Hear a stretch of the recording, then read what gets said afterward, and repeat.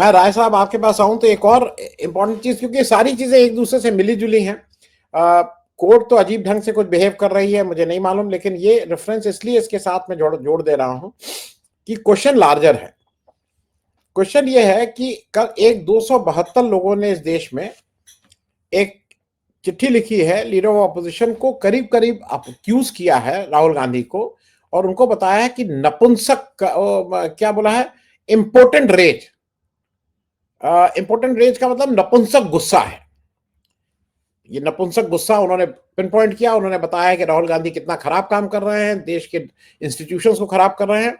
और इस बात को मैं इसलिए बोल रहा हूं, उसमें कुछ 12 जजेस या 13 जजेस ने साइन किया है, उसमें ब्यूरोक्रेट्स ने साइन किया, उसमें 16 जजेस ने साइन किया है, 123 रिटायर्ड ब्यूरोक्रेट्स हैं, 14 फॉर्मर एम्बेसडर हैं, 133 रिटायर्ड आर्म फोर्स ऑफिसर्स हैं, आईपीएस हैं, सब लोग, और सब लोगों ने राहुल गांधी को टारगेट किया है।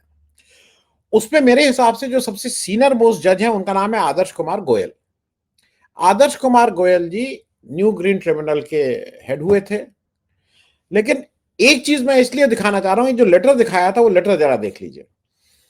ये लेटर आदर्श कुमार गोयल जब वो सुप्रीम कोर्ट के जज हो गए थे, ये 12 जनवरी 2018 को उन्होंने उस समय के तत्कालीन चीफ जस्टिस ऑफ इंडिया दीपक मिश्रा जी को लिखा था विथ रेफरेंस टू दैट। और उसमें उन्होंने बताया था कि जस्टिस सूर्यकांत, जिनको कंसिडर किया जा रहा था for becoming chief justice of Himachal Pradesh high court, वो बेईमान हैं, चोर हैं, और उनको किसी भी हालत में एलिवेट नहीं करना चाहिए। लिखा हुआ है, मैं नहीं कह रहा हूं। मैं As per my assessment, Justice Suryakant is not suitable for appointment as Chief Justice till thorough inquiry is conducted as I have already opined. मुझे जरा दो चीजें समझनी है। ये जो आदर्श गोयल साहब हैं, इनको, ये तो जज थे सुप्रीम कोर्ट के, हम सब लोग, बहुत ही बड़ी चीज। सूर्यकांत जी सीजीआई होने जा रहे हैं, तो उस पर क्या इन्होंने इसका कोई फॉलोअप चिट्ठी लिखी? जरा मैं जानकारी के लिए, आप लोग भाई सब लोग उस फ्रेटर्निटी से हैं, क्या कोई इन्होंने चिट्ठी लिखी, या इनकी भी अब कोई पूंछ दबा दी गई है? क्योंकि एनजीटी में जब ये गए थे तो मुझे ठीक से याद है 5 करोड़ रुपए का जुर्माना हुआ था श्री श्री रविशंकर के ऊपर। आज तक पैसा वसूला नहीं है, जो मेरे हिसाब से, जो मेरी जानकारी है। तो ये मामला लेन देन ही का कुल एंड ऑफ द डे है क्या? मैं इस पे जरा आपकी एक टिप्पणी ले रहा हूं। ओवरऑल ये बात है ही, जो अभी जजमेंट आया और ये जो 272 लोगों ने लिखा, उसमें जो जज साहब सूर्यकांत के लिए लिख रहे हैं, उसका क्या आउटकम था? जस्टिस सूर्यकांत के बारे में, उनके बेईमान होने के सबूतों के बारे में जस्टिस ए.के. गोयल ने चिट्ठी लिखा, उसमें निश्चित रूप से तथ्य होगा। सुप्रीम कोर्ट का जज लिख रहा है, क्योंकि उसी समय कुछ ऐसे लोग जो उनके साथ जमीनी कारोबार में थे, ऐसा कहते हैं कि उन्होंने भी चिट्ठी लिखी थी, इनके किस तरह से बेनामी भी संपत्तियां पंजाब, चंडीगढ़ आदि में। उस समय कुछ और लोगों ने भी चिट्ठी लिखी थी और कहा कैसे पैसा देकर जमानत लिया गया है, और उनमें ऑनरेबल जज का नाम था। लेकिन ये सारी चीजें उठाई जाती हैं, उसका एक बार्गेनिक एस्पेक्ट होता है। ए.के. गोयल साहब बेहतर समझते हैं कि कैसे एक जजमेंट से एक बड़ी कुर्सी खरीदी पुरस्कार में प्राप्त की जा सकती है, कैसे किसी बड़ी मंत्री या बड़े ओहदे वाले को बरी करके और उसके गुनाहों को माफ करके आप अपने बाकी 3 पीढ़ियों की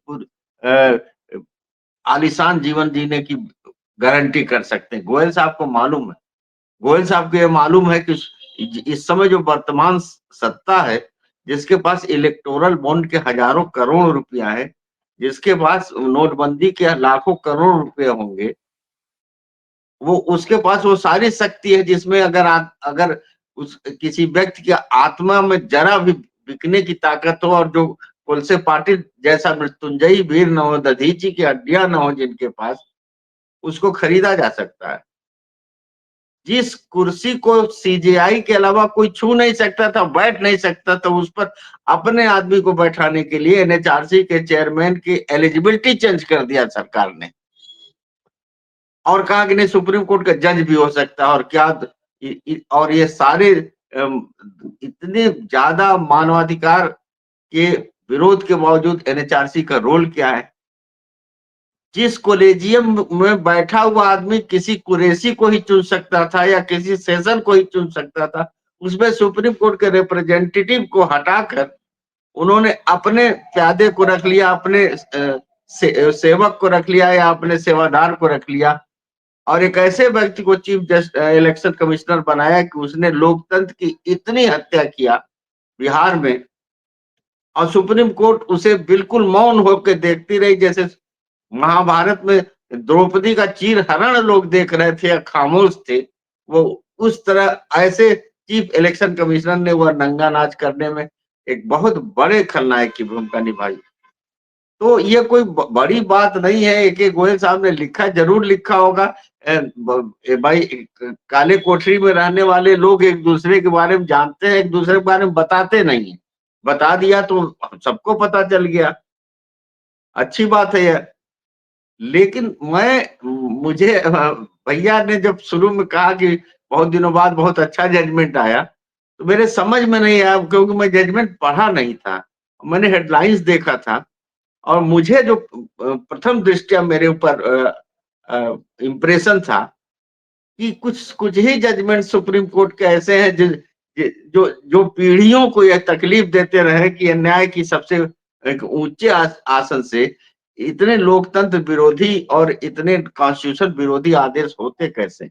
अब हम इसके आदी हो गए।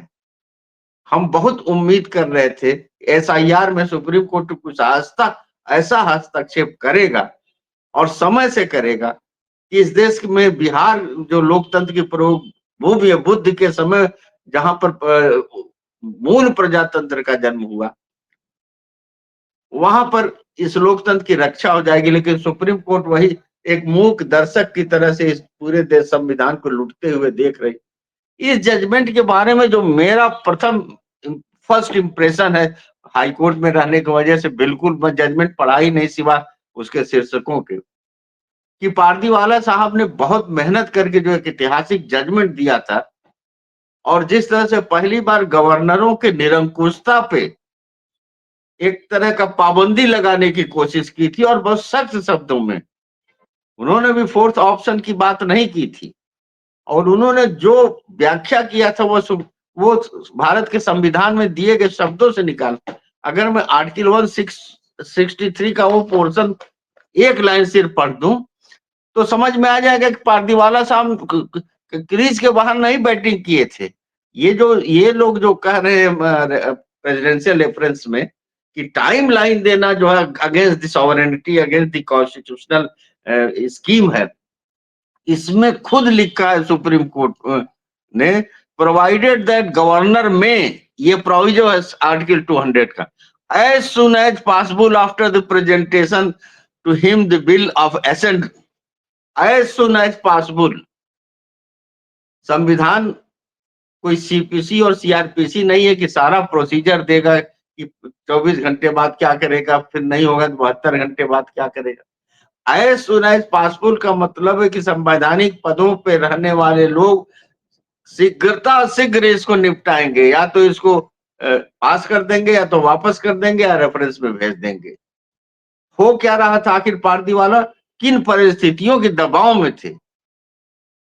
मिड डे मील का बिल पड़ा हुआ है, दलित आवास योजना का बिल पड़ा हुआ है, मुसलमानों के स्कॉलरशिप का बिल पड़ा हुआ है, आदिवासी इलाकों में विकास का बिल पड़ा हुआ है, प्राइमरी स्कूल जो गिरे पड़े हैं प्रदेश में उसका पुनर्निर्माण का बिल पड़ा है, कब्रिस्तान और स्मशान के सुरक्षा और बाउंड्री का बिल पड़ा है।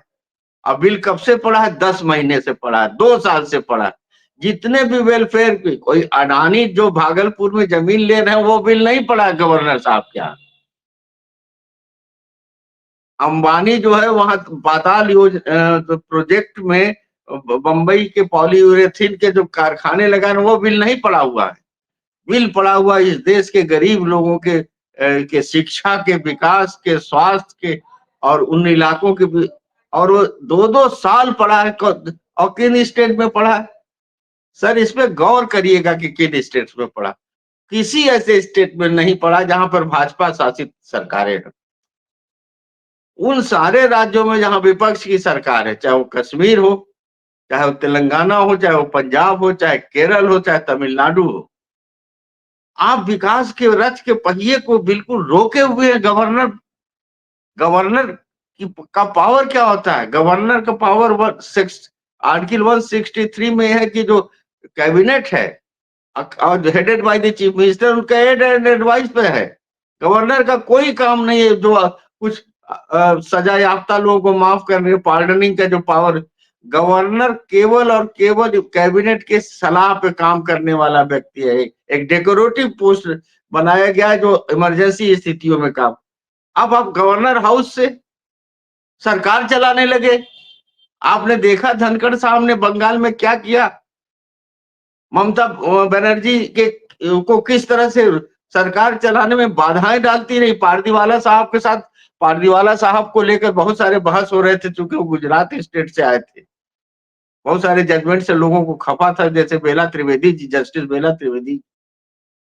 लेकिन एक जजमेंट आदमी के सारे जीवन के अतीत को धो के रख देता, उसको बिल्कुल प्रकाश मंडित करता, वो पारदीवाला साहब।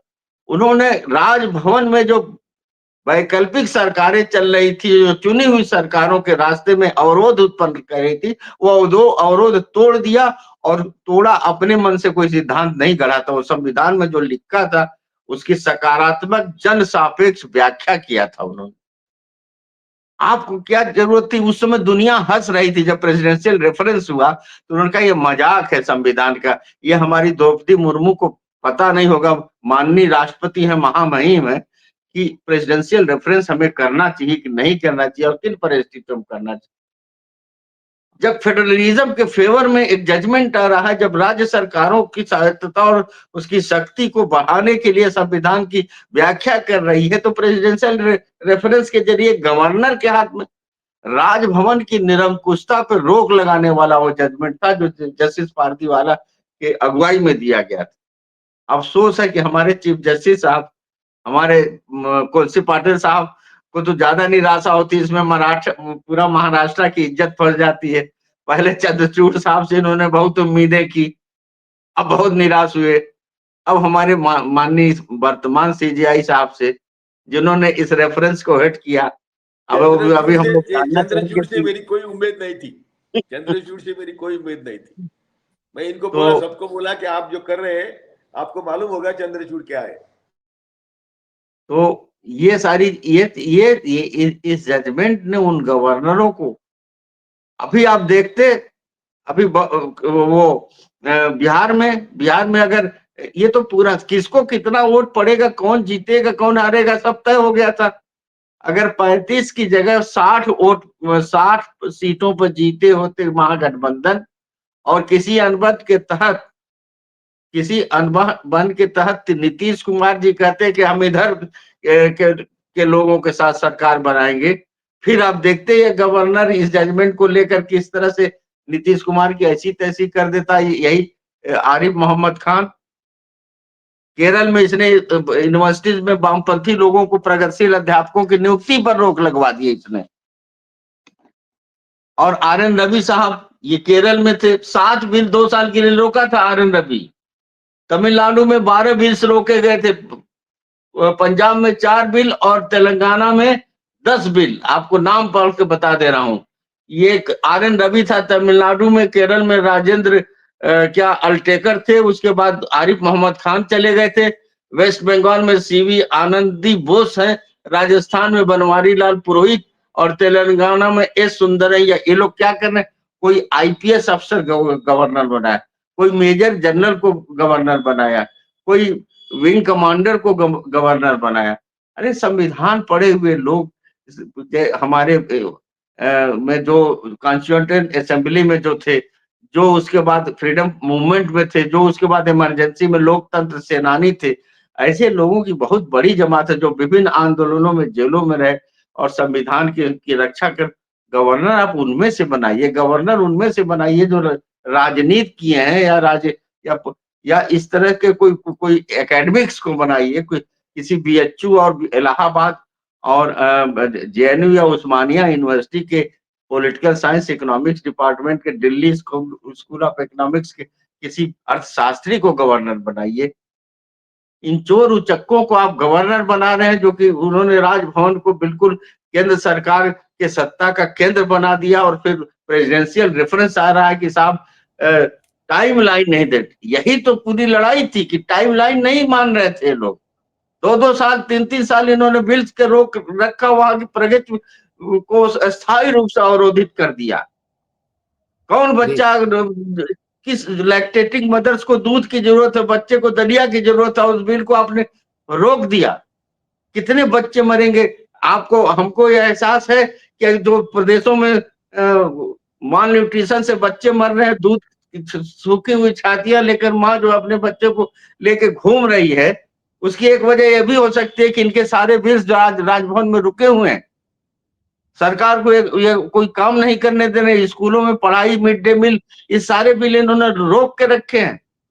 गरीबों की गरीबी बढ़ाने और भूख की शिद्दत को बढ़ाने के लिए राजभवन का उपयोग किया गया। तो मेरा, हो सकता मैं पूरा जजमेंट पढ़ूं, मुझे पूरा अपने को पुनर्विचार करना पड़े, लेकिन अगर यह शब्द है कि यह असंवैधानिक है टाइमलाइन, तो बिल्कुल आज जिस तरह से सत्ता के हाथ में कुंजी बने, जिस तरह से अमित शाह जी और माननीय मोदी जी के हाथ की कठपुतलियां हैं गवर्नर साहब लोग और साहिबा लोग, उसमें इस तरह के की सख्ती के साथ उसकी विवेचना करने का स्वागत योग्य कदम था, जिस जजमेंट पे प्रेसिडेंशियल रेफरेंस ने काफी कुछ बाधा पहुंचा दी, नुकसान किया। जी